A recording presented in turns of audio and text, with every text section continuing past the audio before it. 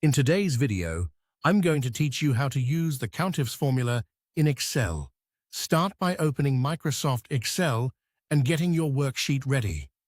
In this lesson, we're focusing on the COUNTIFS function, which is used to count the number of cells or rows that match more than one condition at the same time. This is especially helpful when you're working with datasets like sales records, attendance logs, order trackers, or inventory lists where you need to filter results based on multiple criteria. To understand how it works, let's use a simple sample table. The data includes 4 columns: employee, department, status, and sales. In the sample, the rows include entries for employees in different departments, with different status values and sales amounts. Enter this sample data into cells A1 through D6 so you can follow along clearly. Now let's look at a practical example. Suppose you want to count how many employees are in the sales department and also have a status of completed. This is exactly the kind of task COUNTIFS is designed for. Select an empty cell where you want the result to appear.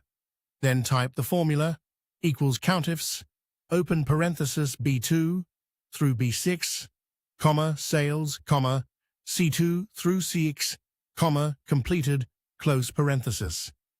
After that, press Enter. Excel returns the result 2, because 2 employees in the sample data meet both conditions. They are the employees whose department is sales and whose status is completed. The key thing to remember is that COUNTIFS only counts rows where all listed conditions are true at the same time. It also helps to understand the structure of the formula. COUNTIFS is written as equals COUNTIFS, then criteria range 1, criteria 1, criteria range 2, criteria 2, and so on.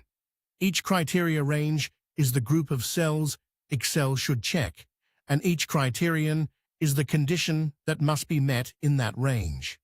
You can also make your formula more flexible by using cell references instead of typing the criteria directly into the formula. For example, you might place the word sales in cell G2 and the word completed in cell G3.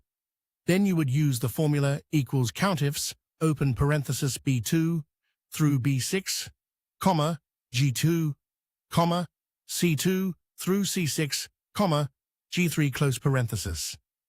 This approach makes it much easier to update your analysis later because you can change the values in those cells without rewriting the formula itself.